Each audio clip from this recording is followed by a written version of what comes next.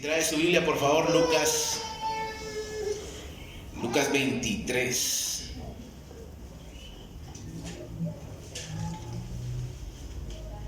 Algo me hace falta, dije, hice unas notas, lo principal, no lo había sacado. Lucas 23, del 32 al 34.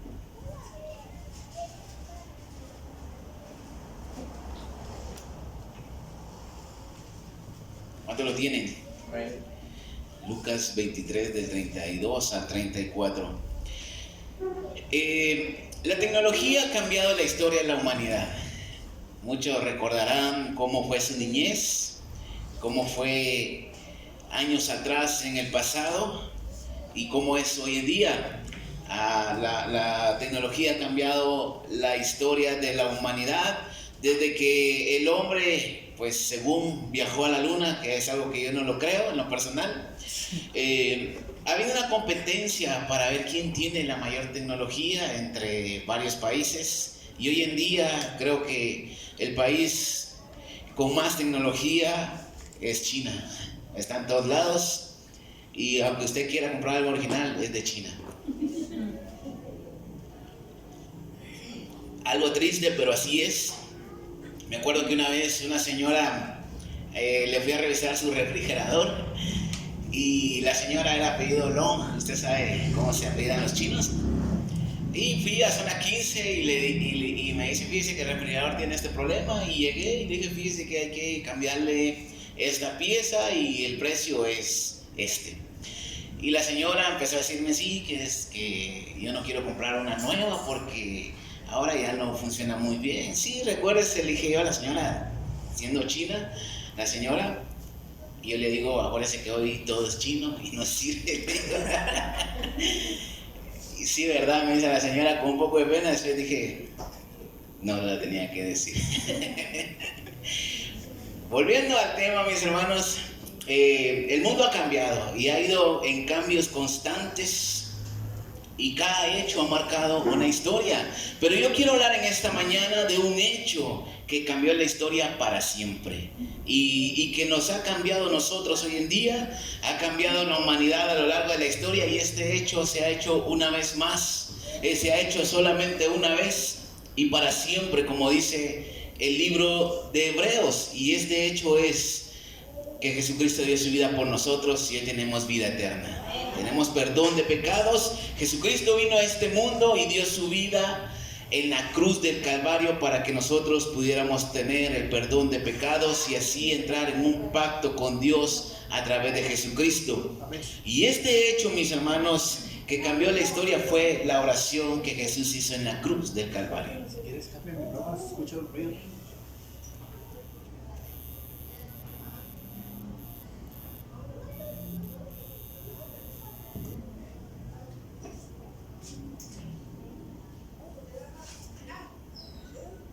Uno, dos, tres, permítame. Ahí está.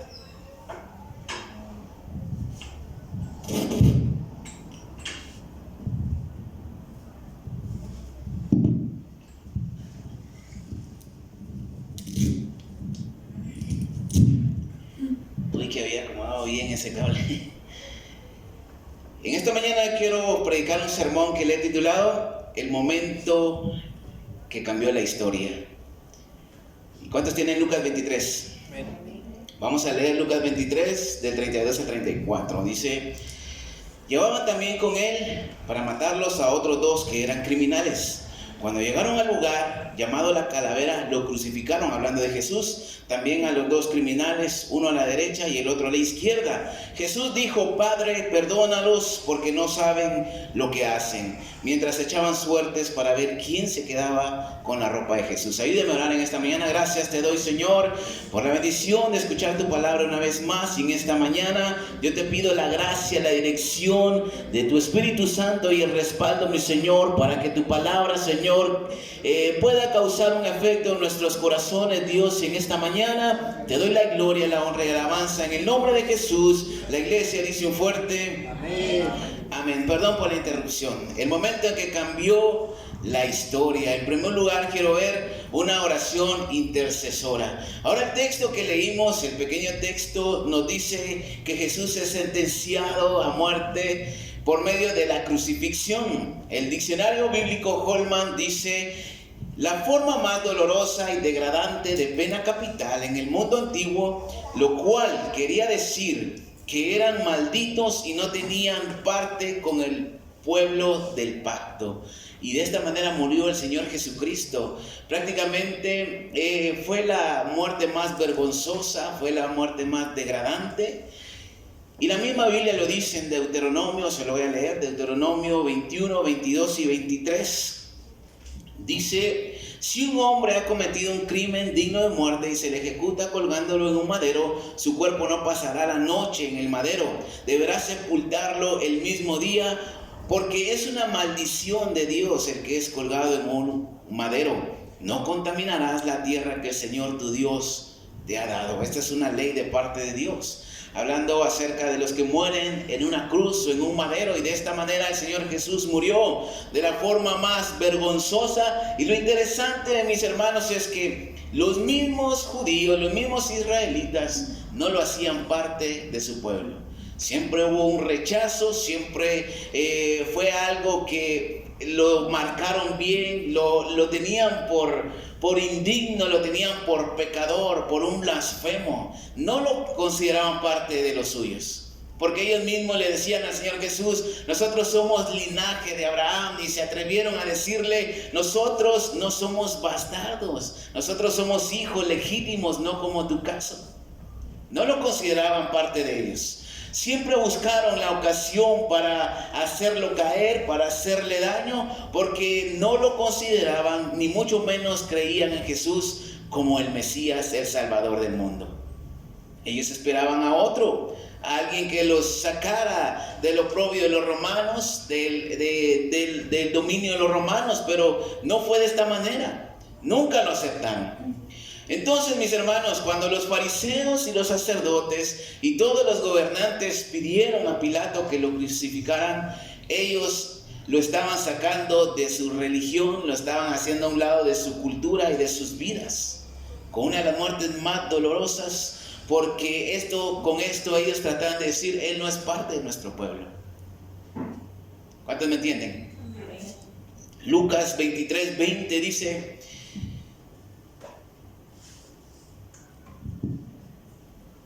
Pilato quería dejar libre a Jesús y por eso habló con el pueblo otra vez, pero la gente gritaba: crucifícalo, crucifícalo. Entonces ellos tenían claro lo que querían hacer con Jesús. No lo aceptaban y nunca lo aceptaron. Lo rechazaban, y para ellos Jesús no era parte de su pueblo, no era el enviado de Dios. Para ellos, dar esta muerte de esta forma demostraban una separación y un rechazo. Prácticamente Él no tiene nada que ver con nosotros ni con nuestro linaje. Antes de colgarlo, se azotaba al culpable hasta sangrar, lo azotaban, y así aceleraba la muerte en la cruz. Porque imagínense estar colgado en una cruz, doloroso, ¿cuánto tiempo? No lo sé. Pero los azotes hacían más rápido la muerte, el dolor y todo lo que Jesús sufrió. Jesús sufrió azotes, burlas, críticas, lo escupieron en el rostro, perforaciones en sus manos, en su cabeza, y sobre todo el rechazo y la traición de la gente que a Él vino a rescatar, que Él vino a enseñarles. Quizás mucha gente que fue sana por el mismo Señor Jesucristo estaba ahí en ese momento: crucifícalo. Gente que discipuló, lo traicionó, se fueron, lo dejaron solo, porque Él vino a rescatar a los que se habían perdido. Pero la gente no lo entendía y no lo aceptaban. El Evangelio de Juan 1 dice de la siguiente manera. Juan 1, del 9 al 11. La luz verdadera, la luz que alumbraba a todo ser humano, ya estaba por llegar a este mundo. El que es la luz estaba en el mundo, y Dios creó el mundo por medio de él, pero el mundo no lo reconoció. Vino a este mundo que es suyo, y los suyos no lo recibieron. Los suyos no lo recibieron. Prácticamente a veces creemos de que en la versión Reina Valera dice, a los suyos vino, pero ellos no lo recibieron. Y yo antes creía que quizás ellos no habían conocido el tiempo de que el Mesías había venido a este mundo, pero realmente ellos mismos no lo aceptaron.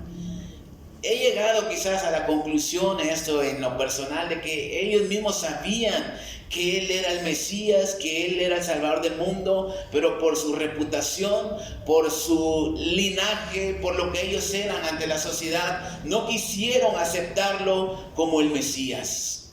Porque la Biblia dice que cuando Jesús resucitó, ellos mismos sobornan a los guardias para que dijeran que los discípulos fueron los que habían robado el cuerpo. Trataron de ocultar lo que Jesús había hecho. Jesús vino a este mundo para reconciliarnos con Dios y dejarnos el camino trazado hacia el Padre, hacia el cielo.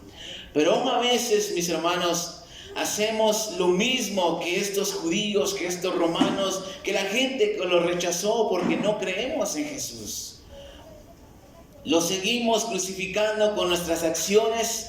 Damos a entender con nuestra forma de vivir que no queremos nada con Jesús, que estamos bien en la forma en que estamos viviendo, que estamos bien hasta el momento en nuestra vida y que no nos interesa tener una relación con Él. Y prácticamente a veces queremos sacar a Jesús de la ecuación, queremos sacar a Jesús de nuestras vidas.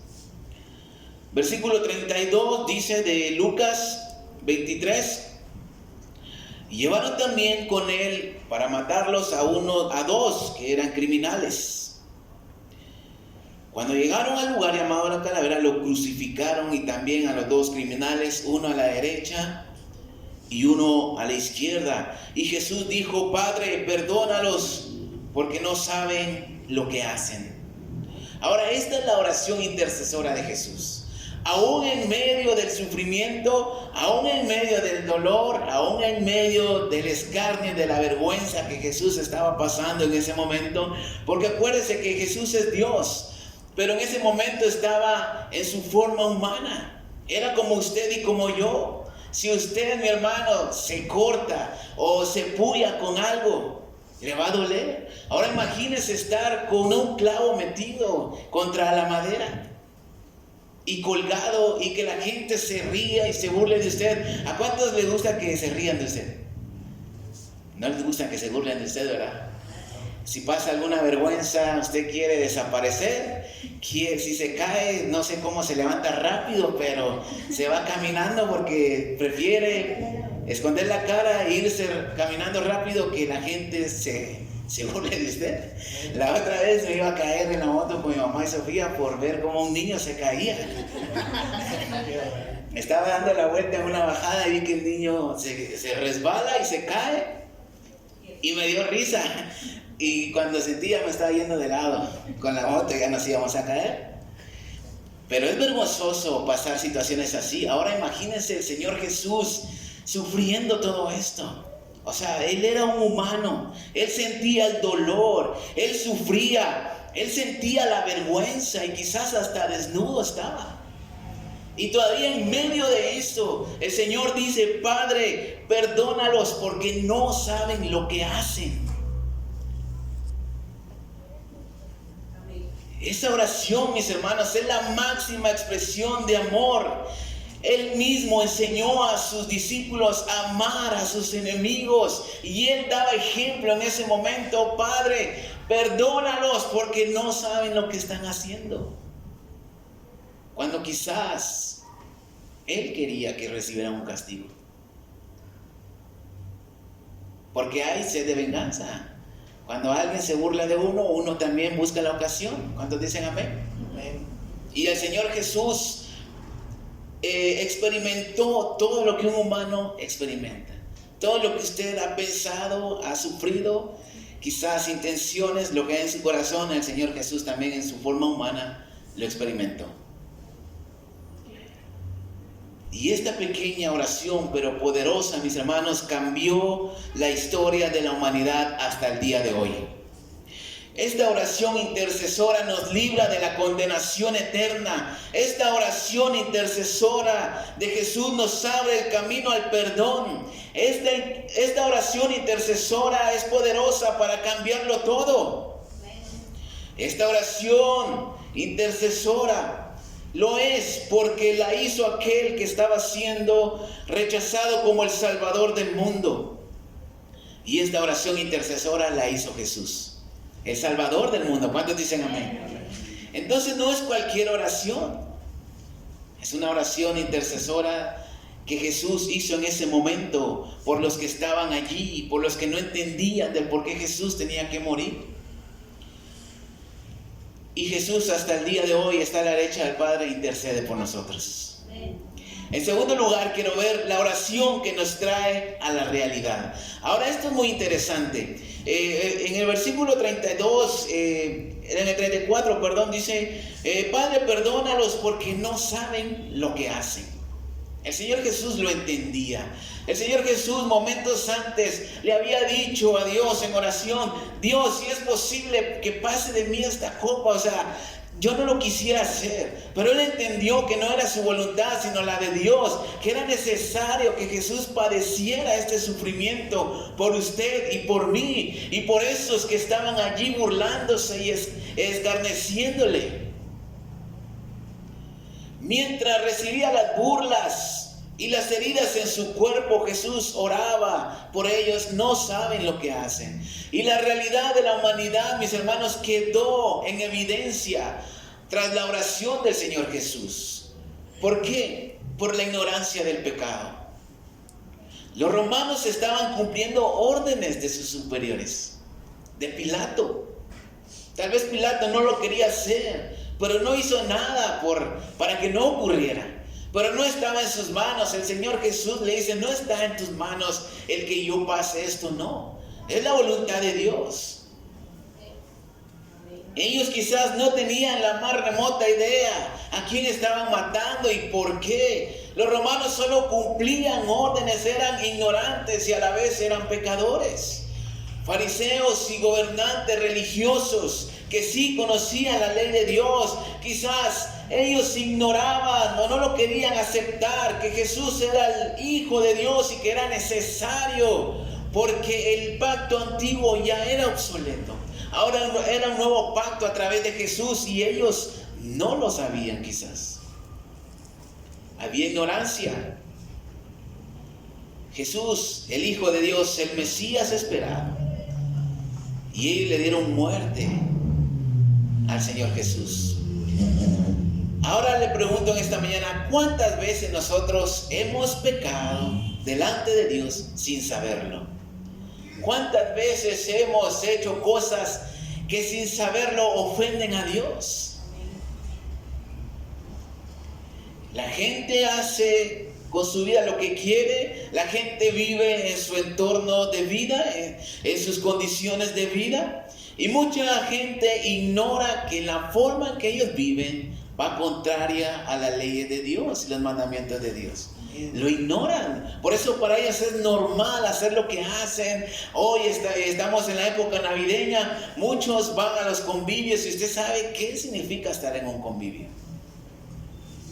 Es bailes, música mundana, aunque usted no baile. Quizás quiera bailar pero no puede.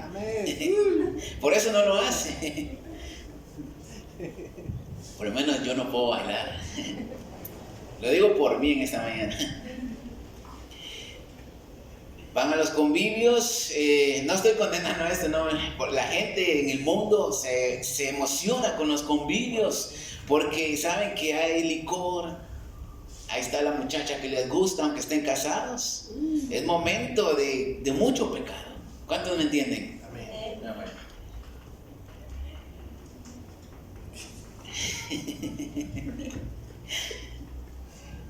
Y la gente lo hace porque es su forma de vivir. No saben que a veces ellos mismos están haciendo daño y viven en medio del pecado, y donde está el pecado, Dios no está allí. Para los pecadores es normal fumar, tomar, drogarse. Para los pecadores es normal pensar si vienen a la iglesia o no, porque muchas veces hemos invitado a la gente y te dicen en otra ocasión. Y a veces uno dice, no saben lo que se pierden, pero ellos mismos ignoran lo que Dios puede hacer en sus vidas. Por eso es de que viven en su mismo entorno. Romanos 3:23, ¿cuántos se lo saben? Dice, es así porque todos hemos pecado y no tenemos derecho a gozar de la gloria de Dios. Todos hemos pecado. El versículo 10 y 11 de Romanos 3 dice, como las escrituras dicen, nadie es bueno, nadie es bueno en absoluto. Nadie entiende, ninguno busca a Dios. Todos han perdido el camino, nadie vive como Dios manda. Y esa es una realidad. Hay una ignorancia del pecado y muchos vivimos así en tiempo atrás. Hacíamos lo que queríamos porque era normal. Es lo que la gente vive día a día, pero sin saberlo están viviendo en contra de la voluntad de Dios y los mandamientos de Dios y ofendiendo a Dios con sus hechos. La segunda cosa es que hay un castigo por el pecado y esto es inevitable muchas veces. Por eso la gente se pregunta, ¿por qué me pasan estas cosas? Y a veces son consecuencias de lo que han hecho atrás. Sin saber que están haciendo mal lo hacen, pero todo tiene una consecuencia. No saben lo que hacen. Romanos 6:23 dice de la siguiente manera, porque si bien la paga del pecado es muerte, el regalo que nos da Dios es vida eterna a través de Jesús, Señor nuestro. Pero Pablo dice, pero si bien la paga del pecado es la muerte. Entonces, ese es el precio del pecado, el castigo por el pecado. Ellos mismos, mis hermanos, los romanos y los judíos en ese tiempo que crucificaban a Jesús estaban condenando, o quizás ya estaban condenados. Pero por eso Jesús intercede por ellos y le dice, Señor, perdónalos, porque no saben lo que hacen. Ellos estaban condenando a sí mismos. Por eso Judas, cuando supo que entregaba al Señor Jesús, al Mesías, fue a tirarle las monedas a los sacerdotes. Yo no quiero ser partícipe de esto. Pero ellos le dijeron, es tu problema, no es el de nosotros. Y terminamos esta historia de Judas sabiendo que él se ahorca, se termina suicidando.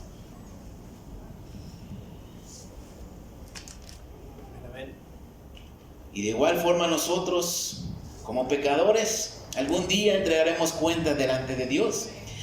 Y si somos sinceros, mis hermanos, nuestras mismas acciones nos llevan a la condenación delante de Dios.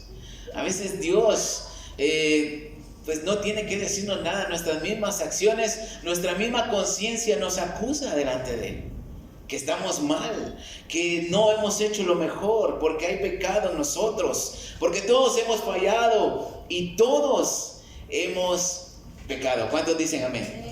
Es como la ley de tránsito. Si usted se pasa un semáforo en rojo, o no lleva el cinturón de seguridad, o no lleva casco, y lo para la policía, a menos que usted le dé un soborno, no le van a poner una multa. Pero esto es de una multa. ¿Cuántos dicen amén?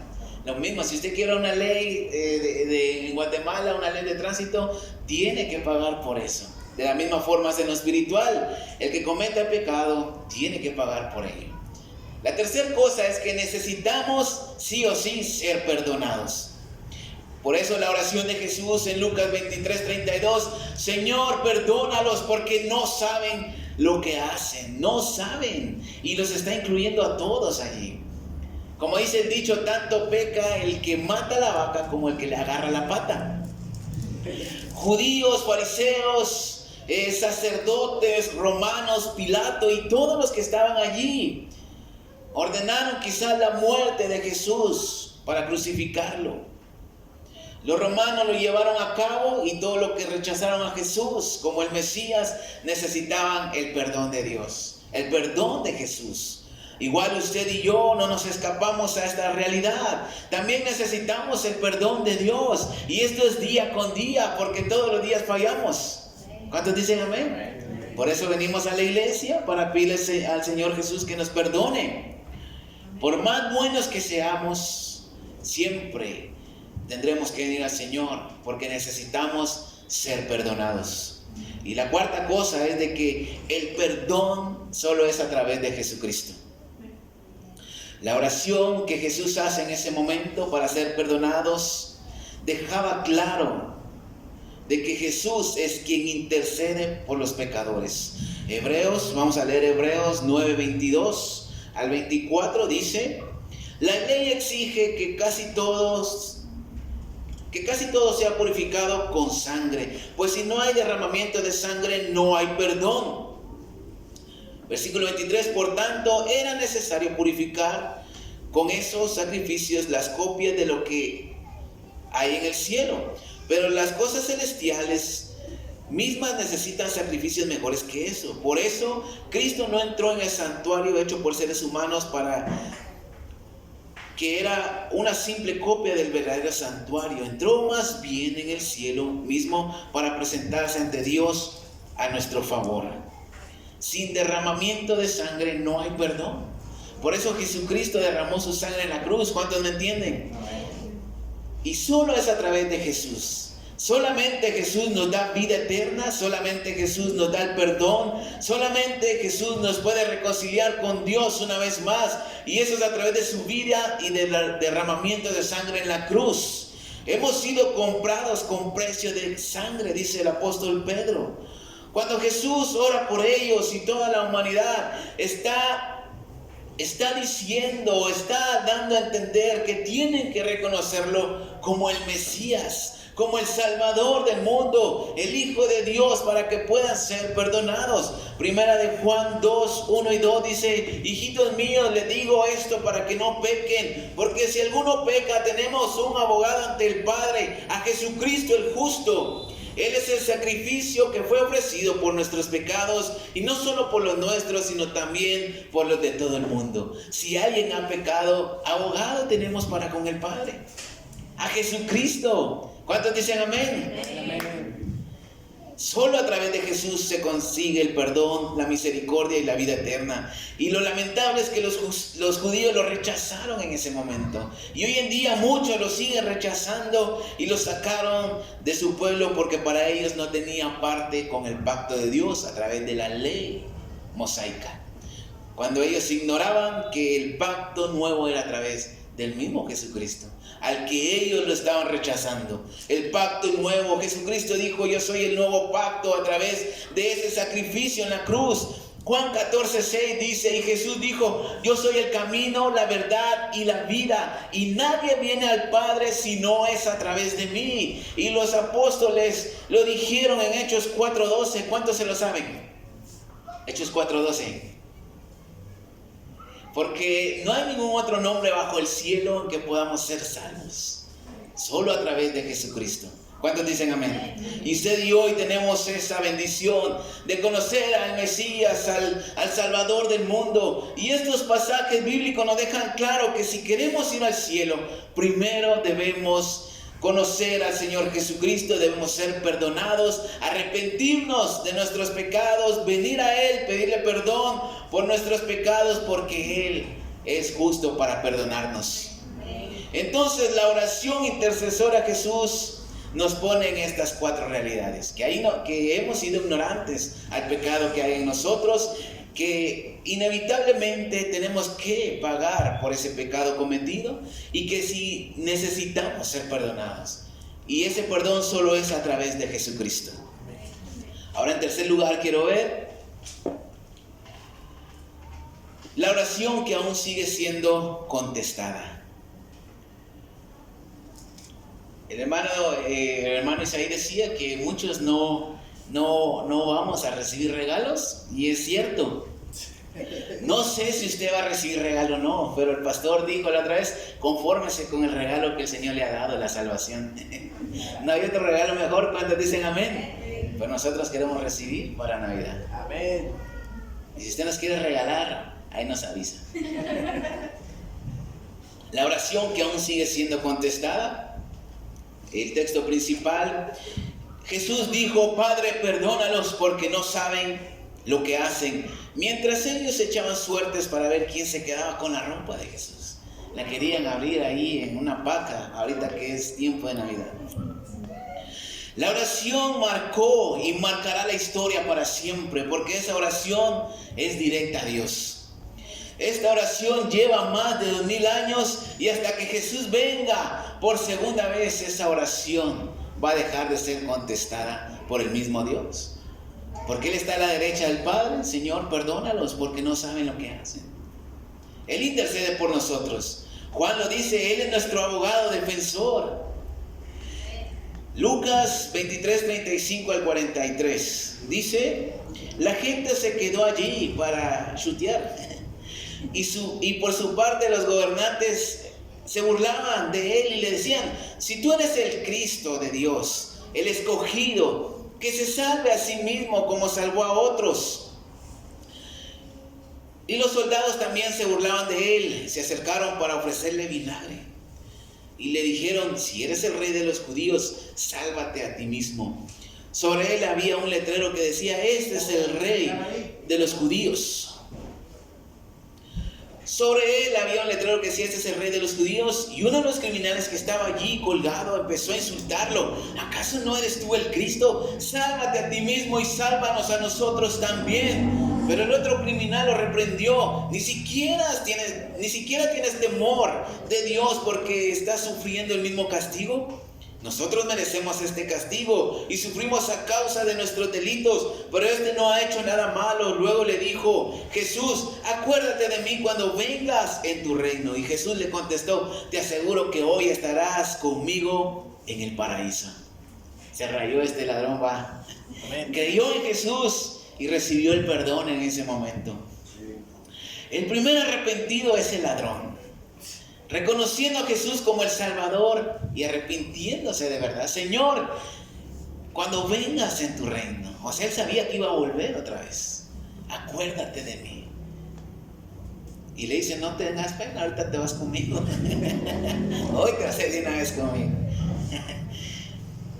Los demás seguían burlándose y escarnecían al Señor Jesús. La Biblia, Estudio Teológico, dice que la oración de Jesús quizás no tuvo efecto en ese instante, pero con el tiempo después sí lo tuvo y lo sigue teniendo hasta el día de hoy. Porque cualquiera que viene a Jesús y se arrepiente es perdonado.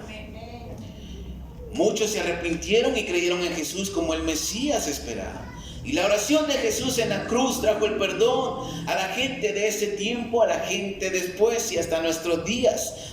Tal vez no todos creyeron en Él, pero creo que sí muchos lo hicieron. La cruz era condena para ellos, pero a través del arrepentimiento, ahora esa cruz es perdón y vida eterna para los que creen en Él. La cruz nos recuerda que Cristo murió allí. Pero también debemos recordar que allí en la cruz Jesús oró por nuestro perdón. No solamente tenemos que recordar cuando veamos una cruz de que Jesús dio su vida ahí, sino que oró por nosotros para nuestro perdón. No solo se trata de cargar una cruz en el cuello como muchos. Cada vez que alguien se arrepiente y pide perdón por medio de Jesús y por medio de la fe, esta oración intercesora de Jesús cobra vida una vez más. Jesús, perdónalos, Dios, perdónalos porque no saben lo que hacen. Jesús está a la diestra del Padre intercediendo por nosotros. Y 1 Juan 1:9, ¿qué dice? Que si confesamos nuestros pecados, Dios es fiel y justo para perdonarnos de todo pecado. Entonces, para los judíos, fariseos, gentiles y toda la humanidad, su religión, sus sacrificios y todo lo que ellos hacían o hicieron por tener comunión con Dios quedaba anulado. Ya no servía de nada porque solamente es a través de Jesucristo y lo que hizo en la cruz. Algo que estuve meditando y pues me animó a decir que la muerte de Jesús en la cruz no sería lo mismo sin esta oración. Estuve pensando y pues esta oración quizás marcó la diferencia. Porque no solamente se trataba de dar la vida, sino de que nosotros tuviéramos el perdón. ¿Cuántos lo creen? Pudo morir decepcionado, quizás frustrado, enojado, pero la oración intercesora mostró que Jesús murió por amor a la humanidad. Señor, perdónalos porque no saben lo que hacen. O sea, me están matando al Salvador del mundo, están matando al Hijo de Dios, pero no les tomas en cuenta este pecado porque no saben lo que están haciendo. Era un plan divino, era parte del propósito de Dios y quizás solo cumplían con el propósito, pero el Señor, a pesar de eso, está orando por ellos. Perdónalos. Lucas no lo registra, pero Mateo y Marcos sí. Cuando ora a Dios, preguntando por qué lo había abandonado y no hubo respuesta de parte de Dios. Señor, ¿por qué me has abandonado? Aún en su humanidad el Señor Jesús pregunta, pero la oración intercesora sigue teniendo aún respuesta de parte de Dios. Cuando alguien viene y reconoce al Señor Jesús como su Salvador. Somos pecadores y Dios nos perdona, pero no nos exonera muchas veces de consecuencias que vendrán por nuestros actos.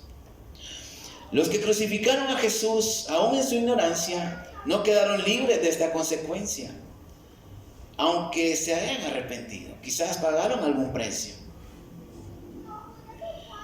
Ahora, mientras estemos vivos, mis hermanos, y Jesús no venga por segunda vez, esta oración tendrá vigencia y validez toda vez nos arrepintamos de verdad. Toda vez vengamos ante Dios con corazones sinceros, pidiéndole perdón. Y sabe, mi hermano, lo que Jesús hizo en la cruz no tiene precio, no tiene nombre, y es algo inexplicable. Y todavía en el sufrimiento decir, Señor, perdónalos porque no saben lo que hacen. Yo creo que a veces no logramos entender a cabalidad, porque a veces no vemos a Jesús como lo que realmente es. ¿Cuántos me siguen? Jesús es nuestro Salvador. Jesús es vida eterna. Jesús es el camino al cielo. Jesús es el que intercede por nosotros. Pero a veces lo podemos tomar a la ligera, mis hermanos. Y solo le animo a que podamos comprender lo que significa esa oración de Jesús por la humanidad. Perdónalos porque no saben lo que hacen. Para concluir en esta mañana, Pedro entendió lo que significaba esa oración. Y cuando él se pone de pie ante el concilio, ante toda la multitud que había en ese entonces, después de que Jesús sube al cielo, él empieza a predicar y empieza a decir: al que ustedes mismos crucificaron, Él es la vida eterna, Él es el Salvador, Él es el Mesías. Y el discurso de Pedro termina en 5,000 personas que reconocen a Jesús como el Salvador. Pedro lo entendió y bajo la inspiración del Espíritu Santo pudo hablar de esta manera convincente, y la gente empezó a creer en Jesús y el Evangelio empieza a crecer. Lo que Jesús hizo en la cruz no quedó allí, sino que hasta el día de hoy sigue dando frutos porque estamos aquí. ¿Cuántos dicen amén? Es necesario reconocer a Jesús como el Hijo de Dios y arrepentirnos. La oración que cambió la historia de la humanidad, la oración que Jesús hizo en la cruz. Denle un fuerte aplauso a Cristo en esta mañana. Le damos gracias, Señor.